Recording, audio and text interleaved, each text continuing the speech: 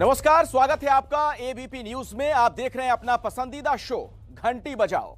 आपके साथ मैं हूं अखिलेश आनंद। आज हमें उन सरकारों की, उस सिस्टम की घंटी बजानी है जिसकी वजह से देश का एक बड़ा तबका, एक बड़ी आबादी 2 जून की रोटी से महरूम है। जी हां, आज घंटी बजाओ में बात होगी बेरोजगारी की, और बेरोजगारी की यह बात किसी भी चुनावी चर्चा से या फिर किसी नेता के आरोप प्रत्यारोप वाले बयान से नहीं होगी, बल्कि आंकड़ों के इर्द गिर्द हम आपको बेरोजगारी के दंश की पूरी दास्तान सुनाने वाले हैं। तो आप ये जानकर दंग रह जाएंगे कि सिर्फ 1 साल में कोरोना महामारी ने 23 करोड़ लोगों को गरीब बना दिया। एक आंकड़े के मुताबिक अपने देश में करीब 27 करोड़ आबादी पहले ही गरीबी रेखा से नीचे जीवन यापन करती है। अब इस लिहाज से आप समझ लीजिए कि अपने देश की लगभग आधी आबादी अब किस हाल में है। तो सवाल यह कि जिन सरकारों की जिम्मेदारी है कि लोगों को रोजगार उपलब्ध कराएं, कोई इस देश में भूखा ना सोने पाए, वो आखिर कर क्या रही हैं? आज बेरोजगारी को सिर्फ चुनावी मुद्दा बनाकर रखने वाली सरकारों की घंटी बजाइए, और नंबर आपके सामने है 8422840000।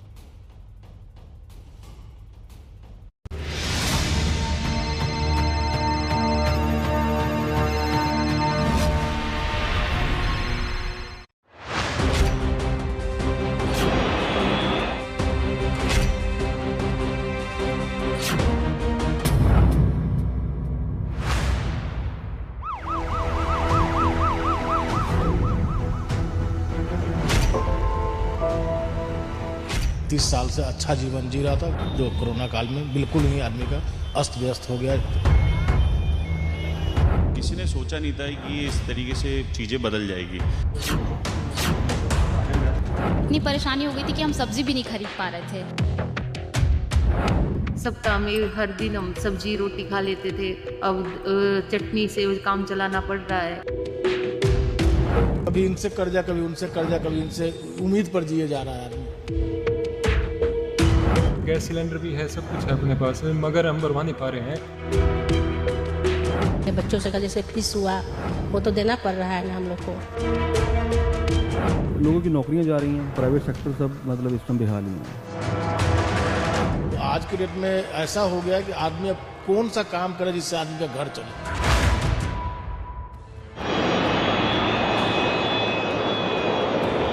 तो एक तरफ लोगों को तरक्की की नई उड़ान की तस्वीरें दिखाई जा रही हैं, दावा किया जा रहा है कि देश की अर्थव्यवस्था कोरोना के झटके से तेजी से उबर रही है, और दूसरी तरफ लाखों लोग दिन रात इस चिंता में डूबे हैं कि उनका घर कैसे चलेगा। कोरोना की पहली और दूसरी लहर के वक्त लगे लॉकडाउन ने जहां लोगों की नौकरियां छीनी, वहीं नौकरी जाने के तनाव ने कईयों की जिंदगियां भी। एनसीआरबी के ताजा आंकड़ों के मुताबिक साल 2020 यानी कोरोना काल में देश में सबसे ज्यादा आत्महत्याएं हुई हैं, और इन आत्महत्याओं की सबसे बड़ी वजह गरीबी और बेरोजगारी थी। साल 2019 में जहां गरीबी के कारण 1122 लोगों ने खुदकुशी की, वहीं 2020 में 1901 लोगों ने गरीबी से तंग आकर अपनी जान दे दी। वहीं कोरोना काल में बेरोजगारी के कारण आत्महत्या करने वाले 2851 से बढ़कर 3548 हो गए, मतलब लगभग 25% ज्यादा।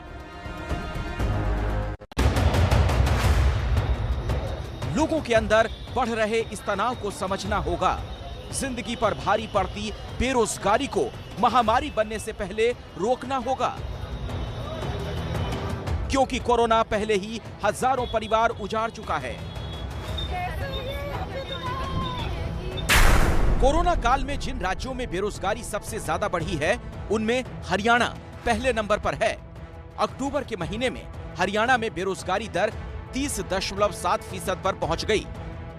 जींद के रहने वाले मनोज कुमार उन लाखों लोगों में से हैं जिन्हें कोरोना के दौर में नौकरी से हाथ धोना पड़ा। पिछले 10 साल से वो एक प्राइवेट कॉलेज में लेक्चरर थे। उनकी पत्नी भी स्कूल में टीचर थीं। दोनों की तनख्वाह से घर आसानी से चल जाता था। पिछले साल लॉकडाउन में स्कूल कॉलेज बंद हुए तो दोनों की नौकरी चली गई। कुछ समय तक पुरानी बचत से घर चलाया, लेकिन वो पैसा भी खत्म हो गया।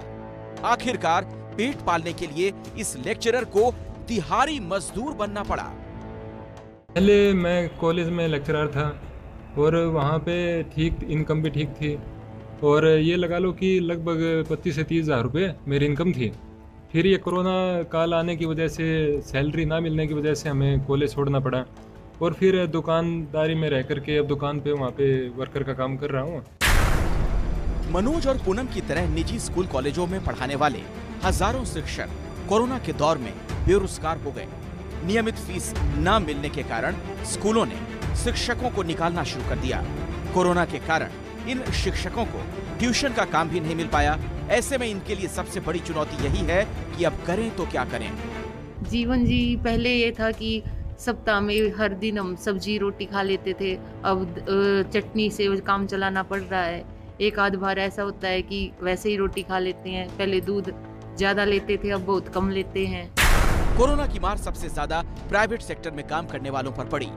जम्मू के आरएसपुरा के रहने वाले दीपक चौधरी पहले उत्तराखंड की एक निजी कंपनी में अच्छे पद पर काम कर रहे थे। उनकी पत्नी भी प्राइवेट सेक्टर में ही थी, लेकिन कोरोना के बाद दोनों की नौकरी चली गई। ये लोग वापस जम्मू आ गए, काम की तलाश करते रहे, लेकिन कोई नौकरी नहीं मिली। अभी देखिए कि छोटी मोटी मैं भी यहाँ पे जॉब कर रहा हूँ, तो मेरी वाइफ भी छोटी सी जॉब कर रहे हैं, हालांकि उनको पसंद नहीं है ये जॉब। तो जम्मू में तो वैसे भी 6-7 हज़ार से ऊपर तो जॉब है नहीं है, तो इससे खर्च चलता नहीं है। मैरिड बंदे का तो वैसे भी नहीं चलता, अगर फैमिली को लेके चलाना हो तो बिल्कुल भी ना के बराबर है।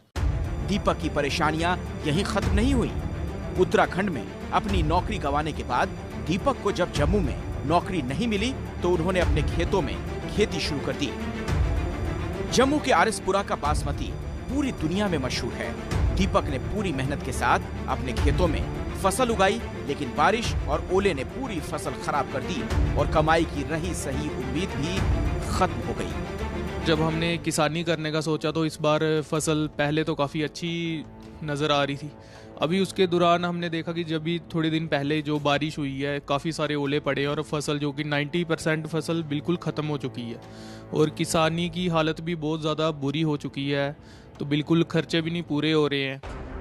अक्टूबर के महीने में जम्मू कश्मीर में बेरोजगारी दर 22.2% पर पहुंच गई, जो देश में तीसरे नंबर पर है। जानकारों का कहना है कि कोरोना के साथ साथ सरकार की आधी अधूरी नीतियां भी इस बेरोजगारी के लिए जिम्मेदार हैं। जम्मू कश्मीर में पर्यटन क्षेत्र में नई नौकरियां पैदा की जा सकती हैं, लेकिन उसके लिए सरकार को जो करना चाहिए वो होता दिख नहीं रहा।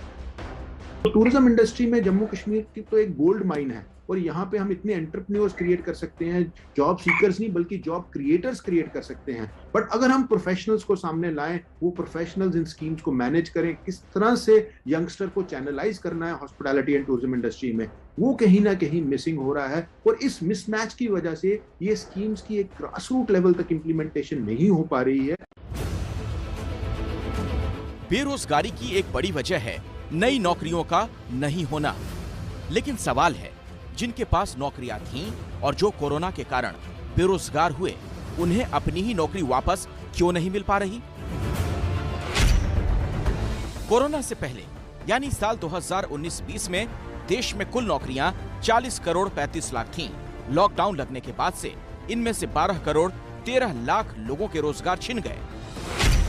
इनमें से सैलरीड क्लास के 88 लाख और अपना काम करने वाले 20 लाख लोगों को अब तक अपना काम वापस नहीं मिला है, और इस दौरान लगभग 47 लाख नौकरी पेशा लोगों को घर चलाने के लिए खेती का काम और लगभग 7 लाख लोगों को दिहाड़ी मजदूरी का काम करना पड़ा। अर्थव्यवस्था के पटरी पर लौटने की उम्मीदों के बीच ये कोरोना के कारण बेरोजगार हुए लोग अपनी नौकरियों के वापस मिलने की उम्मीद लगाए बैठे हैं।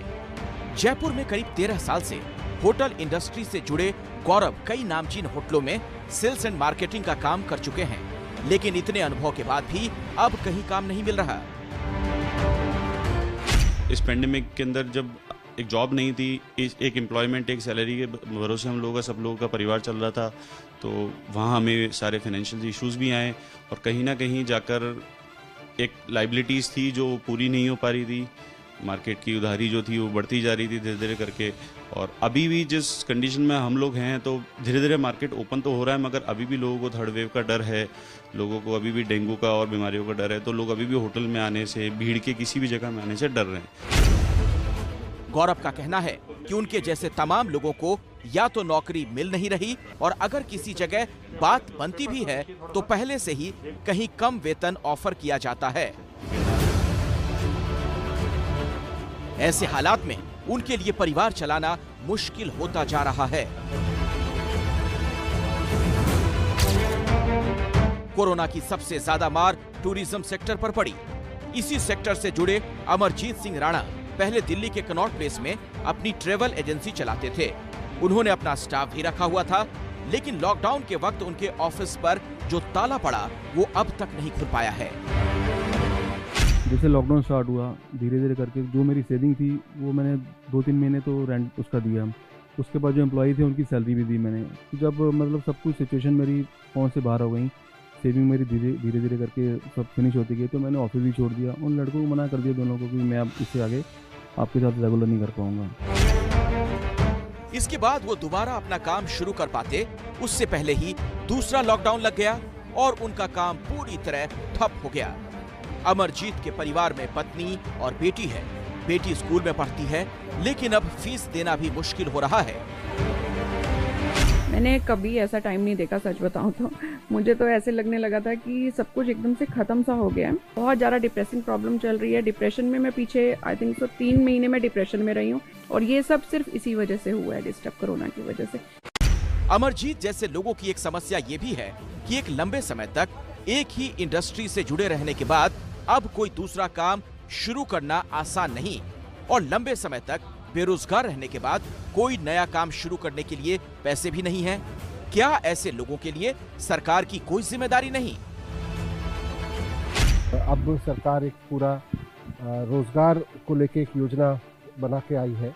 थोड़े दिन बाद उसको लॉन्च करेंगे, ताकि एक तरफ अब जब धीरे धीरे सब कुछ खुल रहा है तो लोगों को काम करने वालों की भी जरूरत है, और उधर काम करने वाले खाली बैठे हैं। तो इन दोनों को मैच कराने के लिए सरकार बहुत जल्दी अब रोजगार बाजार 2.0, जो हमारा पहले रोजगार बाजार की स्कीम आई थी 1 साल पहले, उसका बहुत सफल हुआ था, उससे लाखों लोगों ने फायदा उठाया था।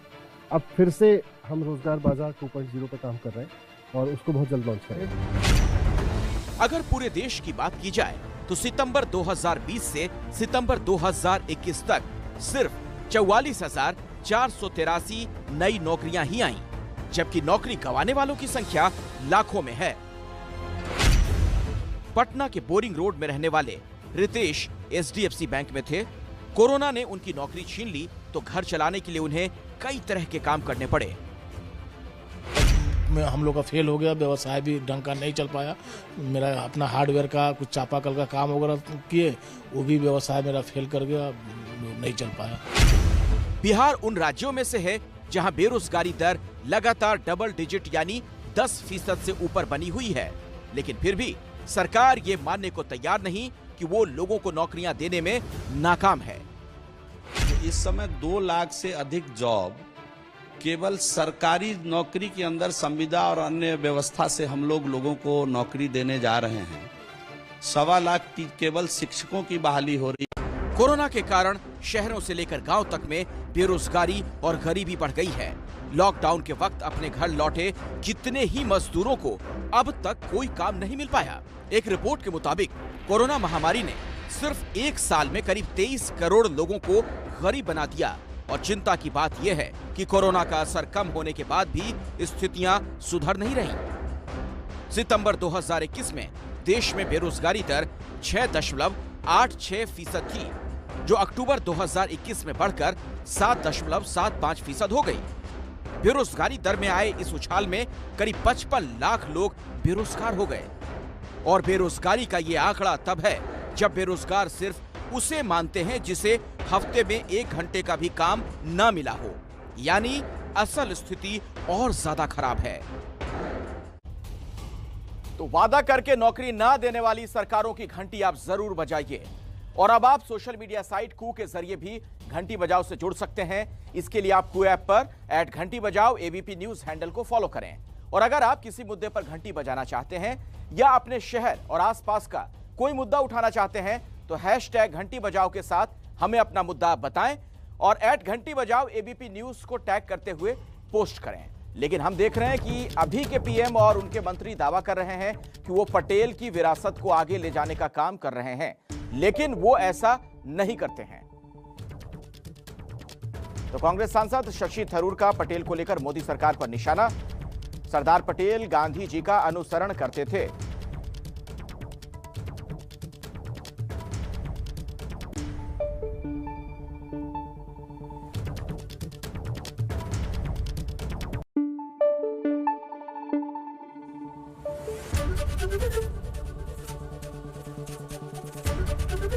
एबीपी न्यूज आपको रखे आगे।